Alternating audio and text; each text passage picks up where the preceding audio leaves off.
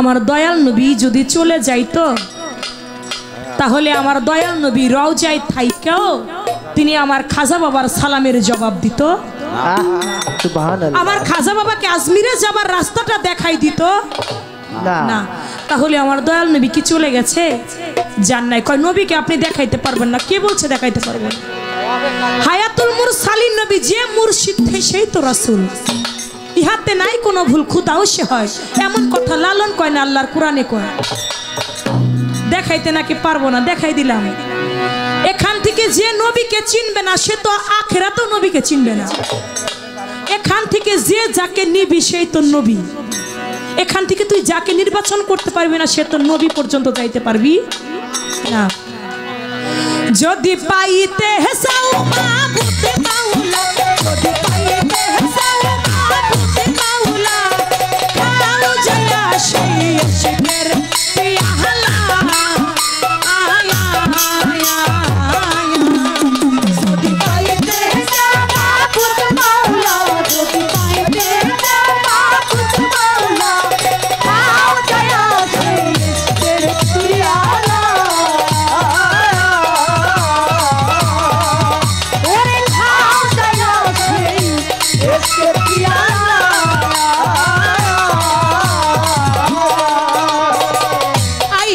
সাইতেও হইতে রে আইনা তুমি করো জয়া দয়াল ভজনা।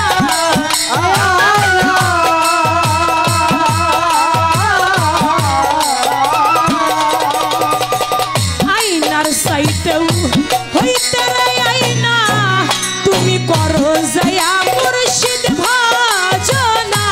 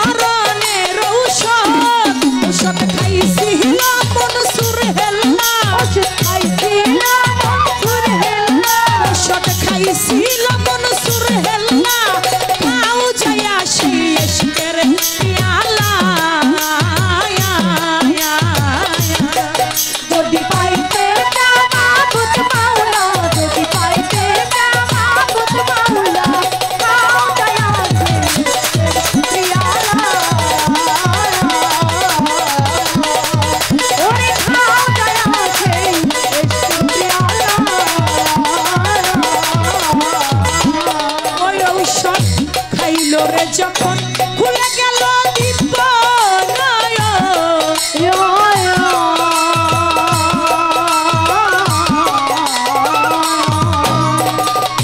ওই ঔষধ মনসুর খাইল রে যখন খুলে গেল দীপ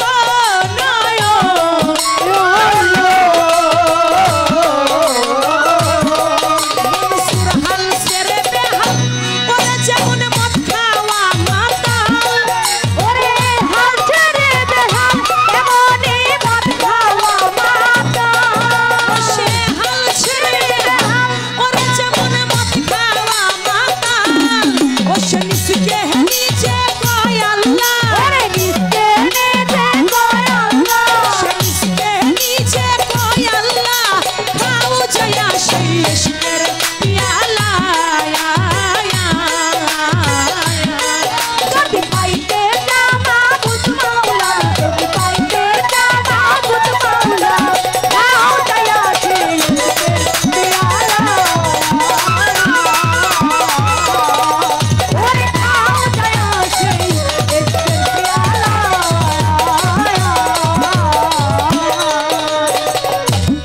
পাইতে চাও মাবুদ মাওলা, খাও যায় শেষ করে পেয়ালা। আমার কাছে প্রশ্ন করলেন একটা নামাজ একটা রোজা কি? যারা আল্লাহওয়ালা লোক তারা সদা সর্বদাই নামাজেই থাকে। এজন্য বলেছে একটা নামাজ একটা রোজা। আশেক লোকের নামাজ রোজা লোকে কবু দেখে না, যাই নামাজ আর ওজুর পানি আয়াত কেরা লাগে। যারা আশেক লোক তারা সদা সর্বদাই নামাজের ভাবেই থাকে, তারা মাথাটা নত করে থাকে, মনে মনে সর্বদাই 21,620 বার দমের সাথে আল্লাহ আল্লাহ আল্লাহর রসুলের নাম জপতেই থাকে।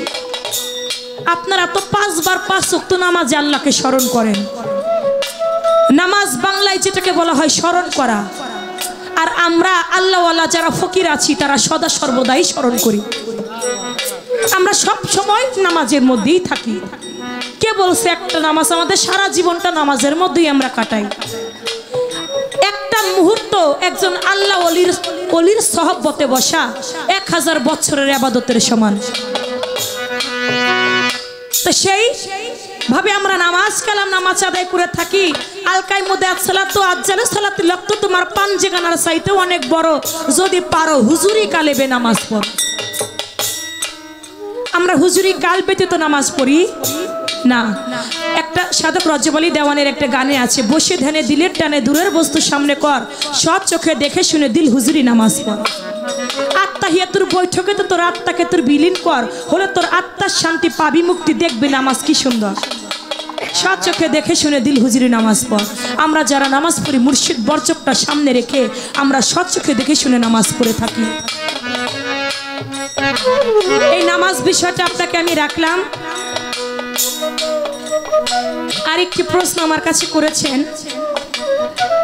বিদায় হজের ভাষণে মাওলা ইয়াদ দান করলেন মাওলা আলীকে, প্রথম খলিফা বানাইলেন হজরত আলীকে, কিন্তু ছোট আবু বকর সিদ্দিক উমর উসমান তারা হজরত আলীর খেলাফতটা দয়াল নবী যতদিন ছিলেন ততদিনই তারা মানছেন, কিন্তু দয়াল নবী ওফাতের পরে আর কেউ তাকে মানলেন না।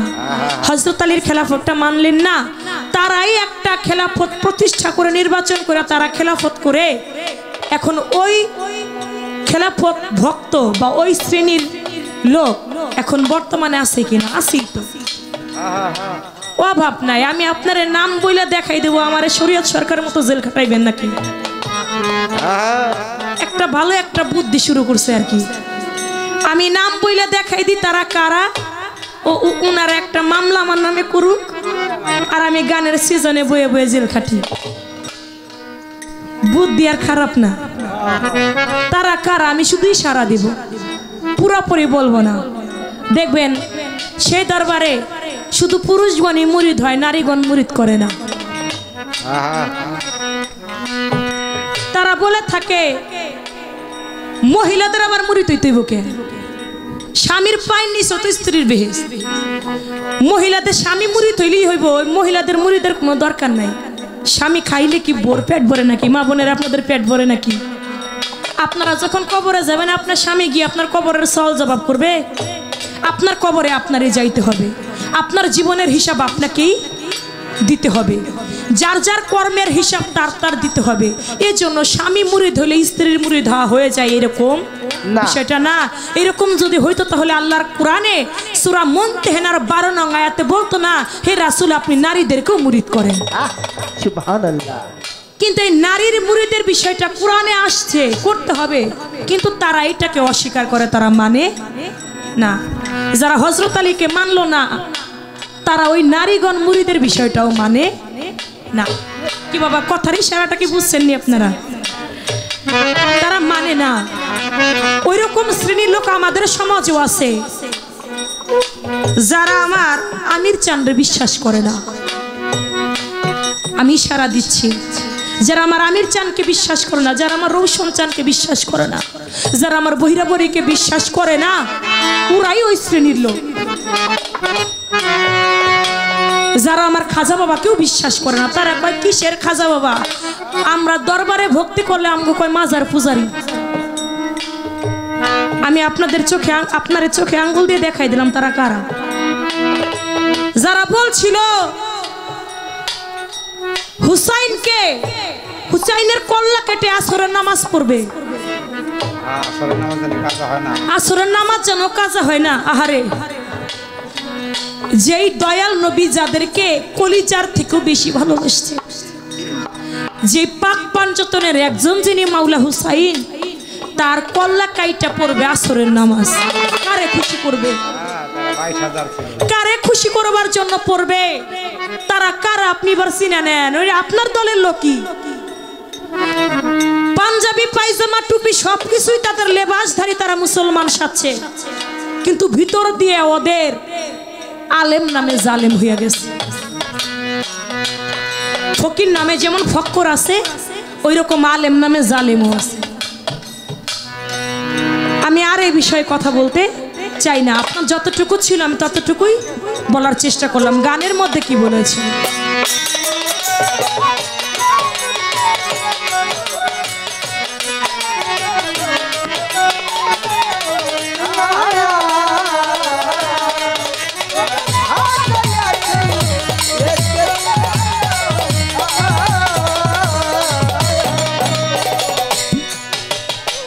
আল্লাহর ওলিগণের খেলাটা, ফকিরদের খেলাটা বুঝা। এই মারফতের দরিয়ার মধ্যে না আসা পর্যন্ত আপনার ব্রেনটা যাবে না। যদি পাইতে চাও মাবুত মাওলা, খাও যায় শেষ করে পিয়ালা। আয়নার চাইতে হইতে আয়না করো যাইয়া তোমার মুর্শিদ ভজনা। সে দেখাইয়া খেদমত খাওয়াবে মরণের ঔষধ। ওই ঔষধ খাইছিল মনসুর হেল্লা। মনসুর হেল্লাসের বোন ছিল, যার নাম ছিল আয়না বিবি। কোথায় খেয়াল, তার নাম ছিল আয়না বিবি। ঘরের মধ্যে বসে বসে কোরআন পড়তেছে। কোরআন পড়তে পড়তে একটা সময় লক্ষ্য করে দেখে ঘরের একটা সাইড দিয়ে যেন নূরের একটা আলো আসে। আয়না বিবি কি করলেন? কোরআন পড়াটা বন্ধ করে দিলেন। বন্ধ করে দেখতে গেলেন বাইরে কে আছে। যাইয়া দেখে এই পর্যন্ত দাড়ি, মাথার মধ্যে টুপি, নূরের চেহারা ঝলমল ঝলমল করে, তার চেহারার নূরই যেন বেড়া দিয়ে আসতেছে। যায় বলে, কে বাবা আপনি, আপনার নাম কি? বলে, আমার নাম জুনায়েদ ভুক্তাদি। বলে, আপনি এখানে কেন দাঁড়িয়ে আছেন? বলে, তুমি কত সুন্দর করে কোরআন পড়তেছ, ওইভাবে কোরআন পড়তো আমার মা, আমি তোমার কোরআন পড়া শুনতেছি। আচ্ছা মা, যত কোরআন পড়ো, যত হাদিস পড়ো, চাই পয়সারও মূল্য নাই যতক্ষণ না পর্যন্ত একটা কামেল মুকাম্মেল মুর্শিদের কাছে না যাইবা। লা ইয়াকবাল্লাহু তাআলা বাদাতাবাদ গায় মারফাতুল্লাহ তাআলা ইন্না কান আল ফাসানা। শরীয়তের 4 পয়সারও মূল্য নাই যতক্ষণ পর্যন্ত মারফতে গিয়া একজন আল্লাহর ওলির হাতে না হাত রাখবে। কয় মা, যতই কোরআন পড়ো, যতই হাদিস পড়ো, 4 পয়সারও মূল্য নাই যতক্ষণ না একজন কামেল মুকাম্মেল মুর্শিদের কাছে না যাবা। কয় বাবা, আপনার নাম শুনতেছি অনেক দিন ধরে, আপনি জুনায়েদ বুগদাদি। আমি আর কই যাব, আপনার হাতে আমি মুরিদ হইতে চাই, আপনি আমাকে মুরিদ করেন। জুনায়েদ বুগদাদির হাতে হাত রেখা মনসুর হেল্লাসের বোন মুরিদ হইল। কয়েকদিন যখন চলে গেছে, গুরু নাম যার অন্তরে, সে কি কোনোদিন ঘরে থাকতে পারে? আজকে অবশ্যই আপনাদের অন্তরে আপনাদের গুরু নাম আছে, তা না হইলে এই শীতের রাত্র এত সময় বসে আপনারা থাকতে পারতেন না। আয়না বিবির অন্তরে ছিল তার মুর্শিদ নাম। রাত্রেবেলা শুইলে তার আর ঘুম আসতো না, শুধু দয়াল দয়াল বইলা 2 চোখের পানি ছাড়তো। রাত্র অধিক হইছে, আয়না বিবি আস্তে করে ঘর থেকে বাইরে হইয়া জুনায়েদ বুগদাদির কাছে রওনা করছে। রাত 1টা নাই, 2টা নাই, ও কোনো রাত মানে না, চলে যায় দয়ালের কাছে, দয়ালের বাড়ি। দেখতেছে একদিন আয়না বিবি রাস্তা দিয়ে হেঁটে হেঁটে যায়। আয়না বিবির সামনে জুনায়েদ বুগদাদি, তার পিছনে আরো 10 জন আল্লাহর ওলি। হাঁটতে হাঁটতে একটা জঙ্গলে গেছে। জঙ্গলের মধ্যে বৈশা বৈশা আল্লাহর জিকির করতেছে। কিন্তু ওই সময়ে শরীয়তের একজন মাওলানা ছিল, যেমন আজকে আরিফ সরকার মাওলানা, এরকম একজন মাওলানা ছিল। ওই মাওলানা বলতেছে মনসুর হেল্লাসের কাছে, এই মনসুর হেল্লাস, তুমি একজন সমাজের বড় মাওলানা, প্রতি রাতে তুমি 400 রেকাত 500 রেকাত নামাজ পড়ো। তোমার বোন আয়না বিবি যে পরপুরুষের সঙ্গ করে, তুমি কি ঘরের খবর রাখো না? খারাপ লাগে বাবা আপনাদের? আয়না, তোমার বোন যে আয়না বিবি প্রতিদিন রাতে বেলা পরপুরুষের সঙ্গ করে, ও মনসুর, তুমি এত বড় একজন মাওলানা, তুমি তোমার ঘরের খবর রাখো? কয়, আমার বোন কোন পরপুরুষের সঙ্গ করে? কয়, 1 জন 2 জন না, 11 জন পরপুরুষের সঙ্গ করে। কয় কোথায়? কয় অমুক জঙ্গলে। বলে এটা যদি সত্যি হয়, আমি মনসুর মাওলানা কথা দিচ্ছি আপনার শরীয়তের কোনো বিচার আমার বোনকে আপনার করতে হবে না। আজকে রাতেই আমি আমার তলবারি দিয়ে আমার বোনকে আমি কতল করব, যার সঙ্গ করে আমি তাকেও হত্যা করব। আপনার কোনো বিচারের দরকার নাই, আমি আছি আমার বোনের জন্য। বলে তাহলে আমি বিচারটা তোমার উপরে ছেড়ে দিলাম। বলে ঠিক আছে। মনসুর ঘরে গেছে। ঘরে যাইয়া রাতে বেলা যেহেতু আমার বোন কুকর্ম করে, আমি আমার বোনকে কিছু বলবো না, একটা তলবারি বালিশের নিচে রাইখা ঘুমের একটা ভান করে মনসুর হিল্লাস ঘুমাই রইছে। ওইদিকে আয়নার অন্তরে যখন আমার দয়ালের নামটা জাগ্রত হইছে, আয়না আর ঘরে রইতে পারে না রে, আস্তে করে ঘর থেকে বের হয়ে গেছে। ঘর থেকে বের হয়ে গেছে, বের হইয়া দেখে জুনাইদ বুগদাদি আগে আগে, তার পিছনে আল্লাহর আরো 10 জন ওলি, তার পিছনে আয়না বিবি। সামনের দিকে হাঁটতে হাঁটতে গেছে, বালিশের নিচ থেকে তলবারিটা বার করে মনসুর হিল্লাস তার পিছনে পিছনে হাঁটে। আয়নাকে কতল করবে, যার সঙ্গ করে তাকেও হত্যা করবে। যখন এমনি ভাবে হাঁটতেছে, কিছু দূর যাইয়া দেখে বনের একটা বাঘ সামনের দিকে আসতেছে। মনসুর মনে মনে ভাবে, বনের বাঘ, আমি মনসুরও তো আমারে খাতির করবে না, ও যদি আমারে খাইয়ে ফেলে, আমার বোনকে তো আমি মারতে আসছি, যাদের সঙ্গ করে তাদেরকেও তো হত্যা করতে আসছি। বনের বাঘই ওদেরকে খেয়ে ফেলবে, তাই ভালো, আমি যদি থাকি আমাকেও খাইতে পারে, আমি বরং এই গাছের মাথায় গিয়ে উঠি। মনসুর হিল্লাস আস্তে করে গাছের আগায় গিয়ে উঠছে। গাছের আগায় গিয়ে যখন উঠছে, ও তাকায় তাকায় দেখতেছে বনের বাঘটা আস্তে আস্তে করে আইসা আমার জুনাইদ বুগদাদির পায়ের মধ্যে ভক্তি দিয়া পড়ে গেছে, পড়ে গেছে আয়না বিবির চরণে। মনসুর কয়, কিরে, বনের বাঘ শুনছি মানুষ খায়, আর ও যে মানুষের চরণে ভক্তি দিয়া পড়ছে, কারণ কি? আমি একটু দেখি তো এখানে কি হয়। কিছুক্ষণ পরে দেখো এখানে আয়না বিবি, মনসুর জুনাইদ বুগদাদি আরো 10 জন ওলি সবাই বসছে। বসে বসে আল্লাহর জিকির করতেছে। জিকির করতে করতে আল্লাহর জাতের সঙ্গে ফানাফিল্লা বাকাবিল্লায় পৌঁছে যাচ্ছে। ফানাফিল্লা বাকাবিল্লা হয়ে তাদের দেহটা যেন ছিন্ন বিচ্ছিন্ন হয়ে যাচ্ছে।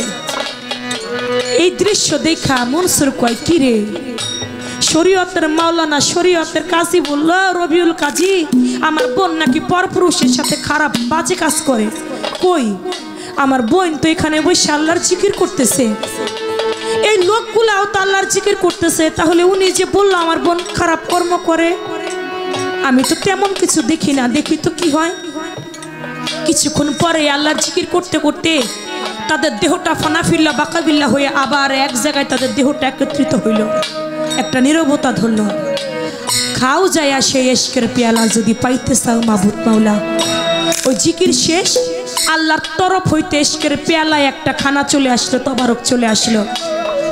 ওই তবারকটা জুনাইদ বুগদাদি আয়নাকে বললো, মা আয়না, তুমি এই তবারকটা ভাগ করো। আয়না বিবি ভাগ করে, ভাগ করে 12টা ভাগ হয়ে যায় 13টা। আয়না কয়, মনে হয় আমারই ভুল হয়েছে, আবার ভাগ করে, ভাগ করে 12টা ভাগ হয় 13টা। আয়না বুঝতে পারে না। আয়না কয়, কিরে, এটা কেমন হইলো? দয়ালের কাছে জিজ্ঞেস করে, দয়াল, আমি খানা ভাগ করি 12টা, খানা কেন 13টা হয়? কয়, তুমি বুঝো না? কয়, না দয়াল। কয়, তুমি দেখতে চাও? কয়, কি দেখবো? বলে, তোমার হাতের ডান দিকে লক্ষ্য করে দেখো, তোমার বড় ভাই মনসুর হিল্লাস তোমাকে আমাকে হত্যা করবে বইলা তরবারি নিয়ে গাছের আগায় বসে রয়েছে। তবে জানো, এত সময় যে আমরা আল্লাহর জিকির করলাম, এই জিকিরটা এত সময় বৈশা বৈশা মনসুর নিজে শুনছে, নিজে দেখছে, ওইটাকে আমল করছে।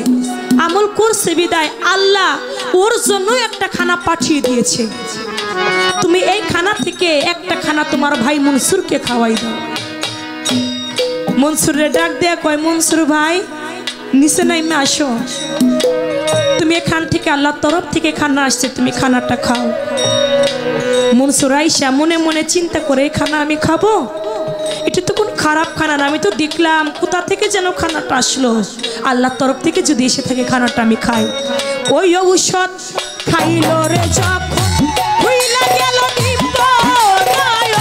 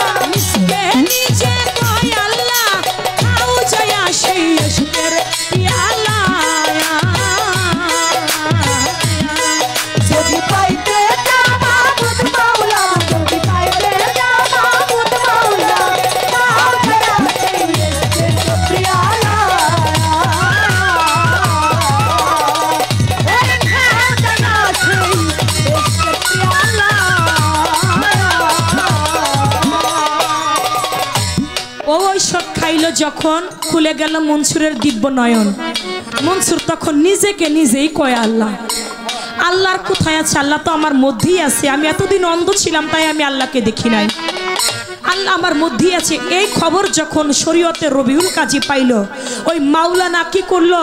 মনসুরের চামড়া খুলে নিল। ওই চামড়া খুলে আগুন দিয়া জ্বালাইলো, মনসুরকে পুইরা ছাই করলো। পুরা ছাইতেও পর্যন্ত আইনা হক জিকির করতেছিল। পুরা ছাইতেও আল্লাহ আল্লাহ জিকির করতেছিল।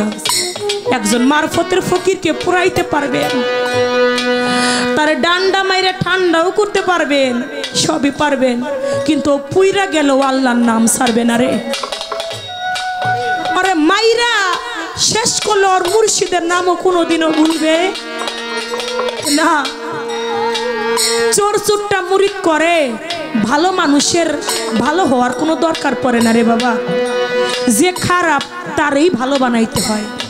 আল্লাহর ওলিগণ খারাপদেরকেই তো ভালো বানাবে, তা না হইলে গুরুর গুরুত্ব থাকে কোথা থেকে? আমি আর বেশি কিছু আপনাকে বলতে চাই। যে মইজ আছে আল্লাহর প্রেমে পড়ে যায় না কবু ওই লোক সমাজে।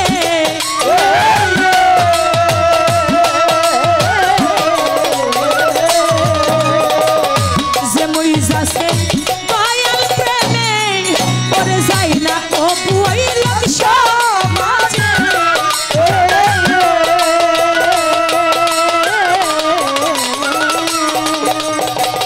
ওদিন জহের কই খোরশেদর সময় বয়া যায়। ওরে ওদিন জহের কই খোরশেদর সময় বয়া যায়। ওদিন জহের কই খোরশেদর সময় বয়া যায়। বাবা খেলো রে ইশকের খেলা, ওরে খেলো রে ইশকের খেলা, খেলো রে ইশকের খেলা, খাও যায় আসি ইশকের ইয়া ইয়া। যদি পাইতে মাবুদ মাওলা, যদি পাইতে মাবুদ মাওলা, খাও যায় আসি ইশকের ইয়া ইয়া। ওরে খাও যায় আসি ইশকের ইয়া ইয়া। আপনি বলবেন, ছোট্ট একটা প্রশ্ন, শরীয়তের মধ্যে এমন একটা নামাজ আছে, ওই নামাজ যদি কোনো বান্দা পড়তে পারে, একবারে কবর থেকে হাসর পর্যন্ত 13 জন ব্যক্তি সর্বদাই তার সঙ্গে থাকবে। আপনি বলবেন সেই নামাজটা কোন নামাজ? যেই নামাজ পড়লে কবর থেকে হাসর পর্যন্ত 13 জন ব্যক্তি তার সঙ্গে থাকবে, সেই 13 জন ব্যক্তি কারা? তাদের নাম কি? এই একটা কথাই রইল, আর আমি বেশি কথা রাখতে চাই না বাজান রে। এই গুরু ভাবের বিষয়টা, এই মারফতের বিষয়টা অনেকেই বুঝে, অনেকেই বুঝে না। এই যে কত কথা বললো,